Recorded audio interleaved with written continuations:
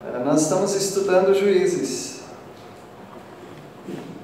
Foi lido que os filhos de Samuel foram colocados como juízes e talvez, nós não temos certeza, talvez Samuel tenha escrito esse livro de Juízes. É um livro muito longo no seu escopo, quer dizer, na sua trajetória toda, mais de 300 anos, o livro de Juízes, e conta a história do povo de Israel entrando na terra que seria do próprio povo mesmo. O povo entra na terra e conquista coletivamente duas cidades. A cidade de Jericó conquistou sem problema algum. A segunda cidade foi a cidade de Ai, mas ali teve problema. Então teve que ter um segundo estágio da conquista. Depois Josué distribui 12 territórios para as 12 tribos de Israel, mas não de mão beijada. Cada um tinha que chegar lá no território e exterminar os moradores daquela terra. Já falamos bastante aqui sobre Deus matar pessoas, né? E algumas pessoas ficam preocupadas com o que Deus fez lá atrás, no Antigo Testamento, sendo que diariamente Ele está matando pessoas e lançando ao inferno. Jesus até diz para não ter medo dos ladrões, porque o máximo que eles podem fazer é te roubar e te matar. Tudo isso? Sim, porque tem coisas mais importantes do que isso. Deus pode tirar a vida de alguém e mandar para o inferno. Ele está fazendo isso diariamente com as pessoas que não são salvas no Senhor Jesus Cristo, o único modo de salvação. E o povo começou bem, com algumas conquistas, teve conquistas impressionantes, mas o povo começou a compartilhar de território com os cananeus, com os habitantes daquela terra. E Deus não se agradou disso. E no capítulo 2 nós vamos ver as realidades nas quais se encontrava o povo de Israel. No capítulo 1 nós vimos as situações nas quais se encontrava o povo de Israel. E agora, semelhante, mas a realidade que eles estavam enfrentando naquele momento. E para adiantar para os irmãos, capítulo 2, as realidades são essas. O povo estava despreocupado com a aliança com Deus.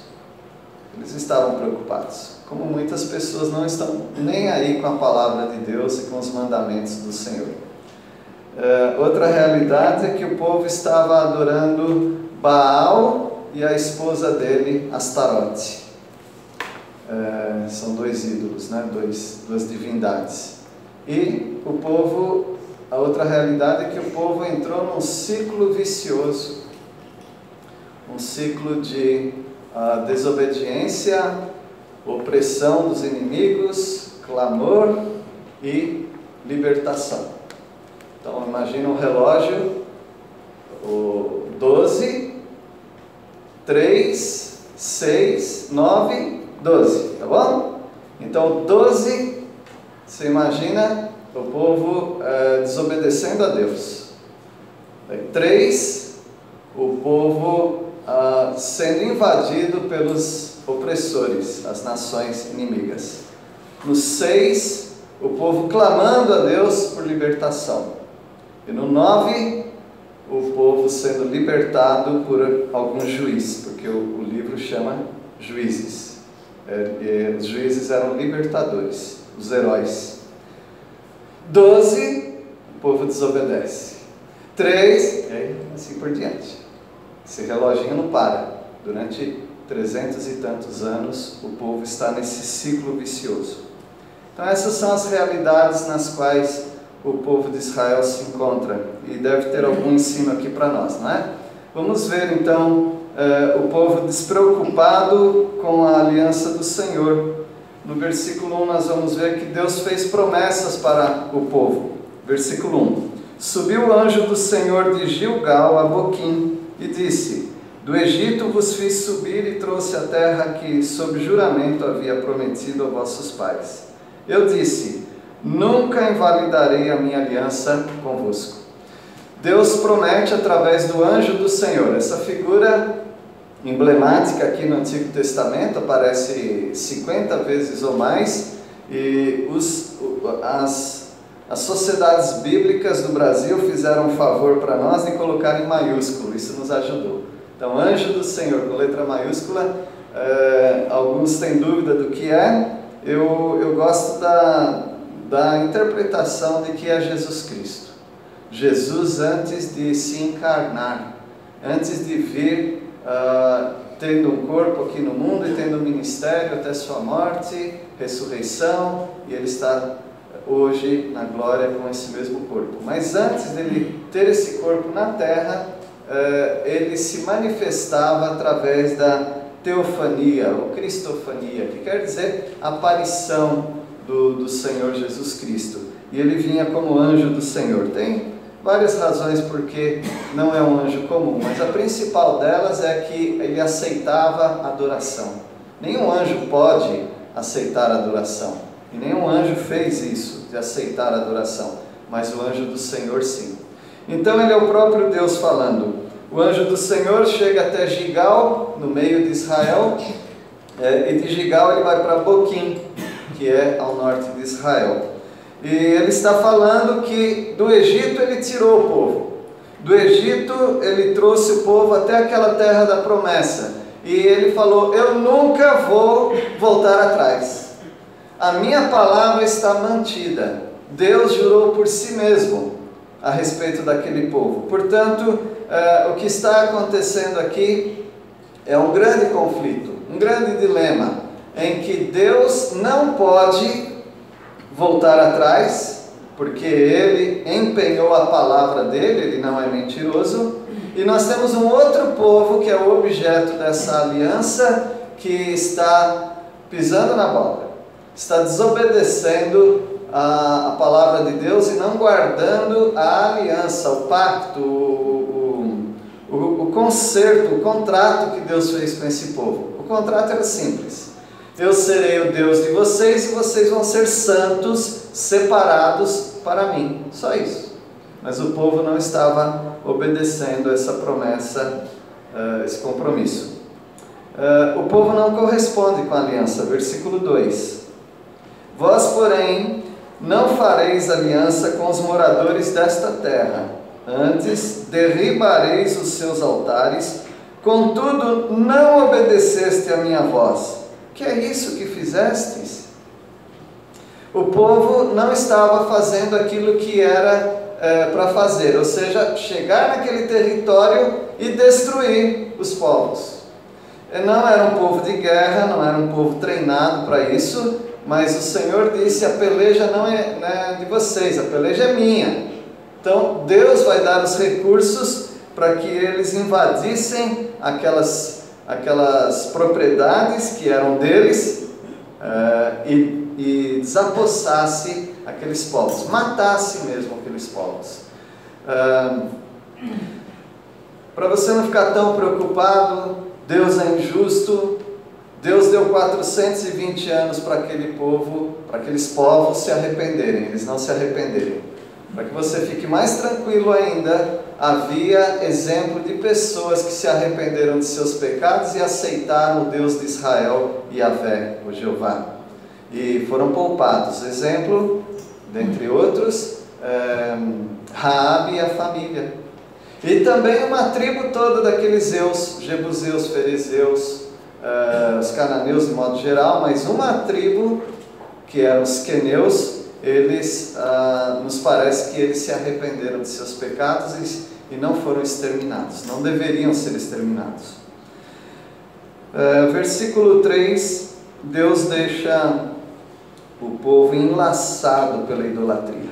Você sabia disso? Para alguns é novidade, que se uma pessoa quer demais pecar e ficar longe de Deus, Deus dá uma força para a pessoa? Se uma pessoa quer se afastar mesmo de Deus e ignorar, Deus contribui para isso e começa a enlaçar essa pessoa junto com Satanás e o mundo, de tal forma que essa pessoa dificilmente vai voltar aos caminhos do Senhor. Por isso é muito perigoso ouvir a palavra uma vez, duas vezes, três vezes, não sei quantas, e ficar rejeitando, porque uma hora você pode ser enlaçado e ficar muito distante de Deus a tal ponto que você não consegue achar o caminho de volta. Versículo 3: pelo que também eu disse, Deus falando, né? Não os expulsarei de diante de vós, antes vos serão por adversários, e os seus deuses vos serão o quê? Laços.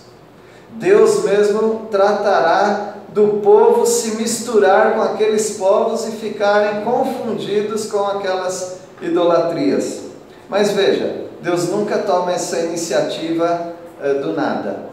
Ele sempre faz isso. Ele entrega as pessoas para uma situação deplorável quando as pessoas já tomaram a sua decisão de não aceitar a palavra de Deus e aceitar os princípios de Deus. Aí ele deixa as pessoas à vontade para a vida que elas querem, ou seja, independência de Deus. Diz o tolo no seu coração, não a Deus. E é assim que ele vai viver, até o dia que ele acordar para a realidade e estiver diante daquele que ele disse que não existe, Deus. E aí ele vai ser julgado por Deus. Então aqueles deuses foram laços para o povo. É por isso que o povo tinha que chegar chegando, tinha que chegar destruindo.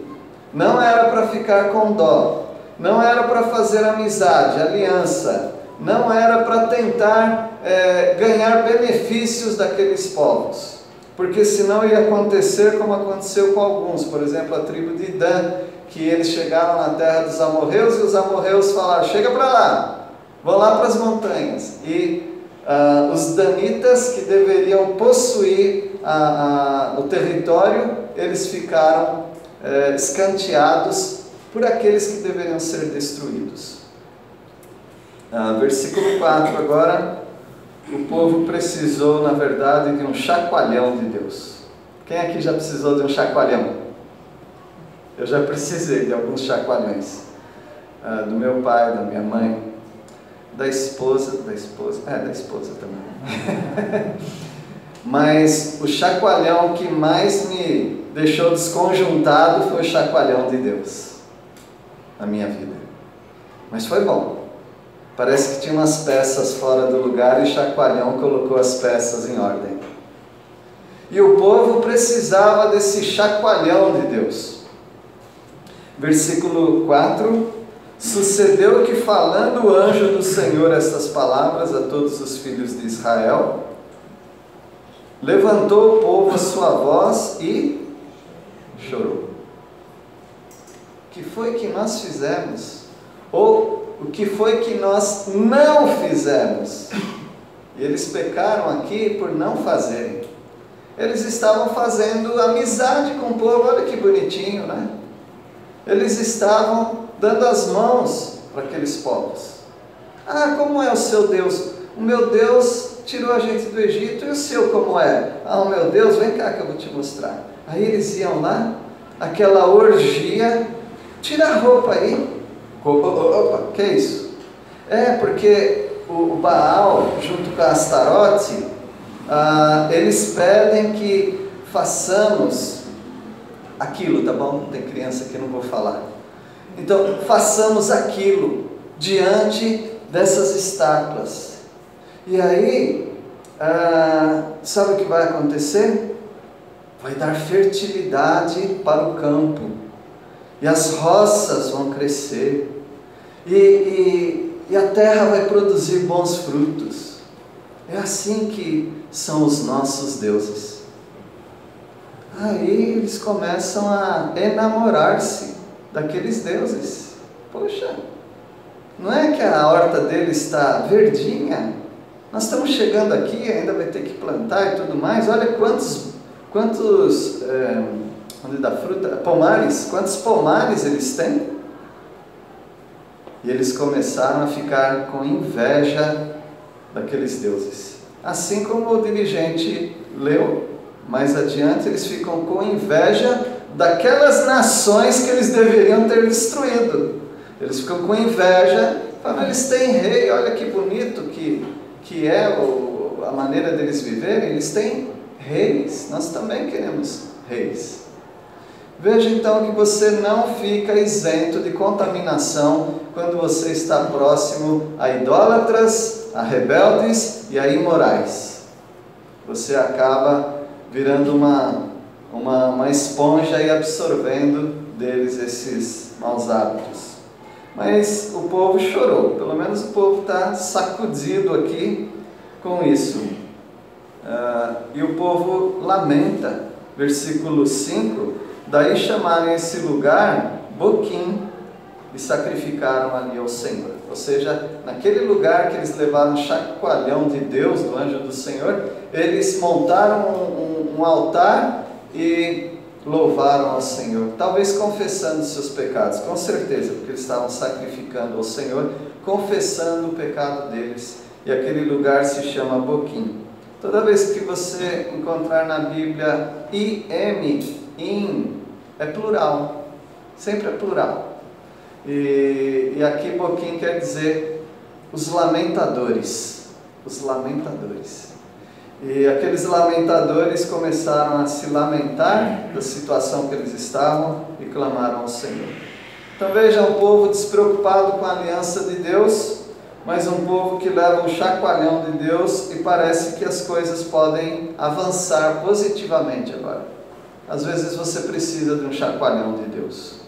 Às vezes você precisa também de um empurrão de algum irmão, de alguma pessoa te advertindo, falando com você. Que Deus levante pessoas fiéis, caso estejamos também esquecendo de Deus, que pessoas fiéis nos dê um cutucão, que elas nos relembrem que nós temos um acordo com o nosso Deus, de fidelidade para com o nosso Deus.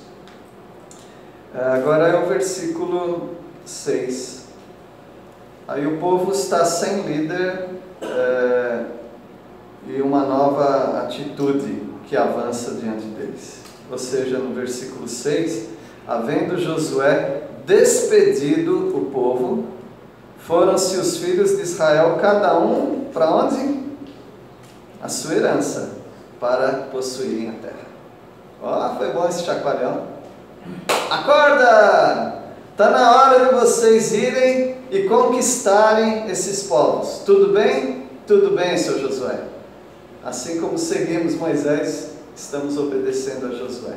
Então o povo agora vai sem um líder. Pela primeira vez o povo está sem um líder. E a partir daqui eles vão ficar sem líder por 380 anos, mais ou menos, sem líder. E o nosso Deus...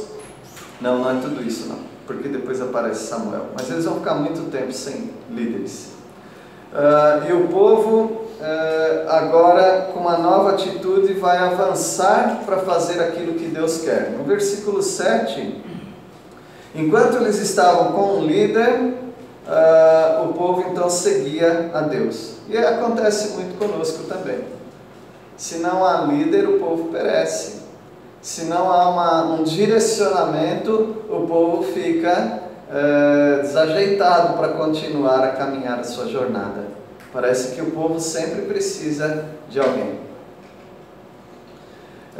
Então nós temos várias situações na nossa vida que nós carecemos de líderes, né? Então as pessoas ficam sempre pedindo por mudanças, né? Queremos mudança! Aí você pergunta, e quem quer mudar? Ninguém quer mudar. Todo mundo acha que pode fazer alguma coisa, todo mundo tem uma reivindicação, mas tem que ter um líder para colocar as pessoas no caminho certo. E nós tínhamos, o povo tinha esse líder, versículo 7.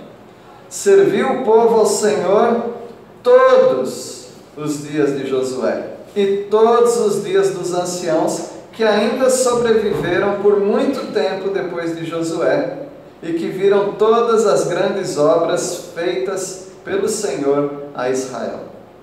Enquanto havia líderes, eles estavam seguindo. Que o Senhor levante líderes para nós. Líderes bons. Líderes com a cabeça no lugar. Líderes que não estão vendo o proveito para si mesmos, mas líderes que nos conduzam para chegarmos mais perto do Senhor, que nos dê um direcionamento do que é errado, que nós não estamos conseguindo ver, para que acertemos na vida cristã. Mas aí surge um novo capítulo dessa história, não da Bíblia aqui propriamente, mas um capítulo dessa história, quando morre Josué. Você já viu famílias que têm um pilar, que é alguém da família? Parece que aquela pessoa, ela sustenta todos os outros que estão na órbita dela. Quando essa pessoa morre, a família vira uma bagunça. Todo mundo perde o chão, ninguém sabe o que fazer mais. Foi assim então. Só não foi assim antes, porque quando morre Moisés, ele já tinha colocado um sucessor, que era Josué. Mas quando morre Josué, eles ficam sem chão. Versículo 8. Faleceu Josué, filho de Num, servo do Senhor, com a idade de 110 anos. E agora nós vamos ver uma geração sem conhecimento de Deus. Versículo 9. Sepultaram-no no limite da sua herança em Timnat-Heres, na região montanhosa de Efraim, ao norte do monte Gaás. Foi também congregada a seus pais toda aquela geração. E outra geração após eles se levantou, que não conhecia o Senhor, nem tampouco as obras que fizera a Israel. Toda aquela história linda de sair do Egito, passar pelo Mar Vermelho, 40 anos no deserto, toda aquela história que vocês bem conhecem, eles não conheciam. Passando pelo Jordão, deixando as 12 pedras ali, eles não estavam familiarizados com isso. E aquilo faz muita diferença. Se você não passa o bastão, se a próxima geração não tem o conhecimento que você tem, então é provavelmente que acaba toda a sua influência numa geração. Isso é triste, né? É bem triste.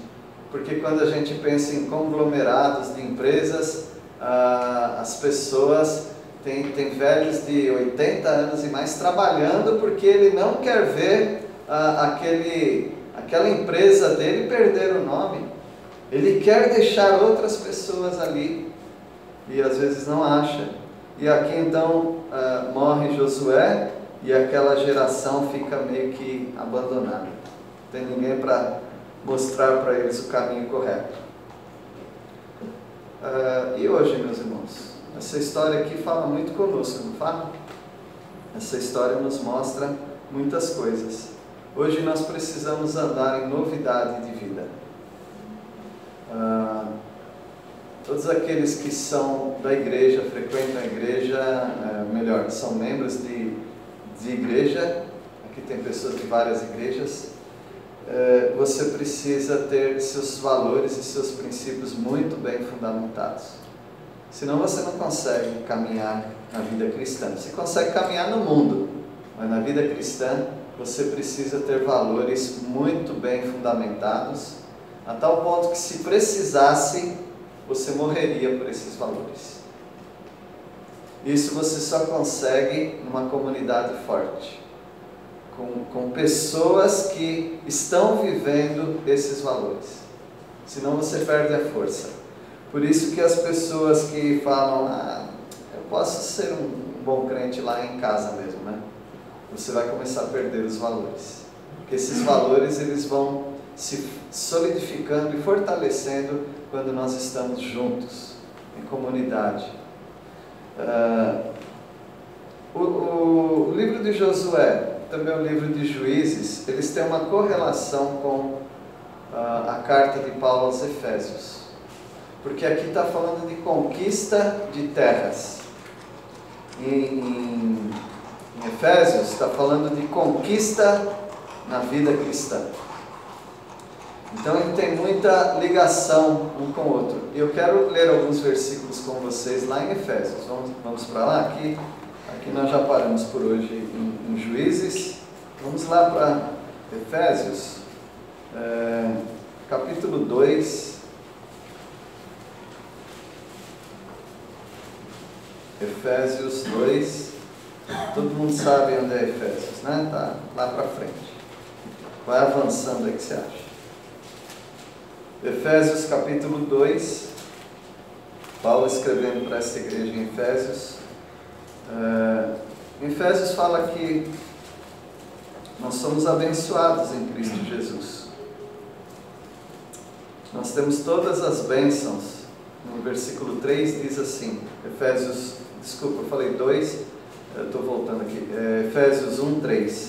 Bendito Deus e Pai de nosso Senhor Jesus Cristo, que nos tem abençoado com toda sorte de bênção espiritual nas regiões celestiais em Cristo. Aquele povo precisava conquistar territórios aqui na terra, territórios na terra. E nós conquistamos já em Cristo Jesus, no céu, as bênçãos do Senhor.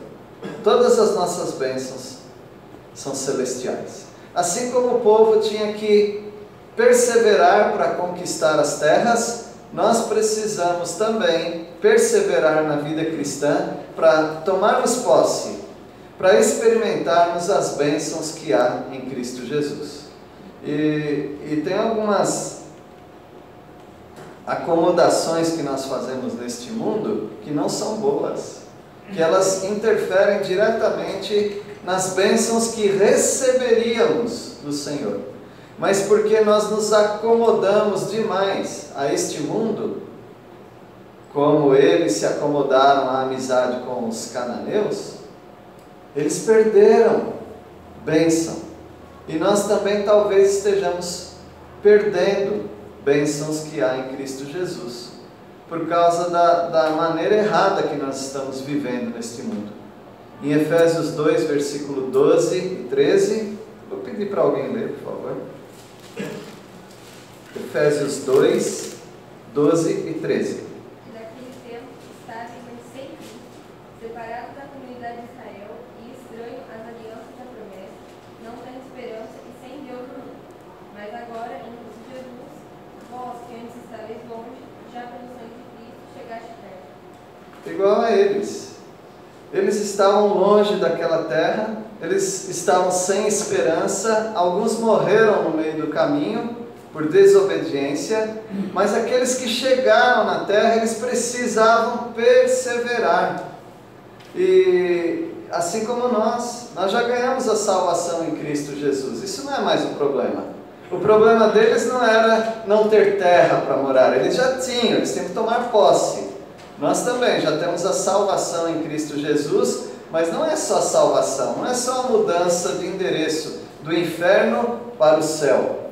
Deus quer muito mais do que isso. Ele quer que a sua vida seja uma vida de conquista, de vitória, de alegria no Senhor. E Paulo está nos ensinando que em Cristo Jesus nós temos essa proximidade. Nós estávamos longe, mas agora nós temos todas as bênçãos a nosso dispor. Agora o capítulo 3, versículos 17 até 19. Então 3 pessoas aí podem ler. E assim habite Cristo no vosso coração pela fé, sendo vós arraigados e alicerçados em amor. Isto para que com todos os santos vocês possam compreender qual é a largura, o comprimento, a altura e a profundidade. Que vocês experimentem esse amor, ainda que seja grande demais para ser inteiramente compreendido. Então vocês serão preenchidos com toda a plenitude de vida e poder que vem de Deus. Assim como o povo tinha que habitar aquela terra e Deus ia habitar com eles, Paulo está fazendo uma oração para que os crentes em Éfeso sejam habitados por Cristo Jesus, que eles tenham essa compreensão e eles estejam arraigados, alicerçados, como o povo tinha que plantar raízes naqueles territórios. E eles iam conhecer, lá no passado, eles iam conhecer toda a extensão do seu território. Eles iam conhecer o comprimento, a largura, e se você pegar um mapa bíblico, de geografia bíblica, você vai ver esses 12 territórios muito bem delineados. No papel é bonito, a questão é se eles tomavam conta desse território. E é muito bonito também dizer que nós estamos alicerçados no amor, mas Ele quer que realmente conheçamos esse amor, a largura, o comprimento, a altura, a profundidade. Ou seja, você só conhece isso estudando a palavra, andando com pessoas que conhecem e conquistando para a sua vida cristã esse território espiritual. Para você conhecer também, no versículo 19, fala o amor de Cristo que excede todo entendimento, que toda a plenitude de Deus nos acompanhe. Era para eles terem a plenitude daquela terra, mas não tiveram, infelizmente, e até hoje eles não têm a plenitude daquela terra. Um dia terão, mas quanta demora, não é? Por desobediência. Agora também no capítulo 4, no versículo 17, se você ler comparando com aquelas conquistas que eles tinham ali e com a mistura que eles tiveram com o povo, você vai ver como é muito semelhante à nossa vida. Vamos ver então Efésios 4, versículo 17. Isto, portanto, digo, e no Senhor testifico, que não mais andeis como também andam os gentios, na vaidade dos seus próprios pensamentos. O povo estava se misturando com os cananeus, e o povo estava se contaminando com aqueles ídolos, com aquela rebeldia e com aquela imoralidade. No versículo 18, como que andam as pessoas sem Deus? Obscurecidos de entendimento, alheios à vida de Deus por causa da ignorância em que vivem, pela dureza de seu coração. Assim são os incrédulos, assim são os cananeus, assim são aqueles povos e assim são as pessoas de hoje. As pessoas estão obscurecidas de entendimento. É como se tivesse uma névoa e elas não conseguissem enxergar. Porque o Deus desse século, Satanás, cegou o entendimento dessas pessoas. Elas estão alheias, separadas de Deus e da vida com Deus. Elas estão ignorantes do caminho que elas estão vivendo, mas não fique pensando que são ignorantes porque não tem nada de conhecimento. Não, porque são duras de coração. Versículo 19, os quais, tendo se tornado insensíveis, se entregaram à dissolução para com avidez cometerem toda sorte de impureza.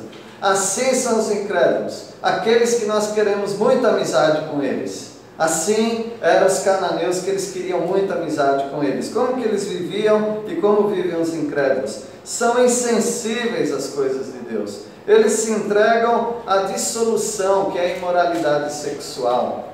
Eles é com avidez, ou seja, eles vão com muita sede ao pote. E eles pecam mesmo deliberadamente contra o Senhor. Eles cometem todo tipo de impureza. É com eles que você quer ter amizade? Você quer trocar esse povo com aquelas pessoas? É isso que você quer para a sua vida? Versículo 20. Mas não foi assim que aprendestes a Cristo. Não foi mesmo. A aliança que Deus fez com o povo era para que o povo fosse santo. Não se misturassem com eles. Versículo 21. Alguém pode ler, por favor? 21. Se de fato o tendes ouvido e nele fostes instruídos segundo a verdade em Jesus. Tem um problema, talvez você não seja salvo. Aí é um grande problema de compreensão. Se uma pessoa ainda não compreendeu o que é seguir a Cristo Jesus, então ela está vivendo da maneira como o mundo vive e está tudo bem. na maneira dela pensar, está tudo bem, porque ela não compreendeu. Se aquele povo não estivesse compreendendo o que Josué falou para conquistar, era uma coisa, mas eles sabiam. E o versículo 22, no sentido de que quanto ao trato passado, vos despojeis do velho homem que se corrompe segundo as concupiscências do engano. Veja como Deus quer que vivamos. No passado, alguns com um passado mais, vou usar a palavra perverso, alguns com um passado mais perverso do que os outros, com experiências diferentes, mas todos nós, desde aqueles que nasceram no lar evangélico, todos nós tínhamos um passado sem Cristo Jesus. E Ele manda que despojemos, um termo aí de militar até, de tirar esses bens que nós ganhamos do mundo, que grudou em nós, para nós tirarmos isso de nós, essas escórias, essa vestimenta imunda, para nós tirarmos de nós e colocarmos as vestes de Cristo Jesus.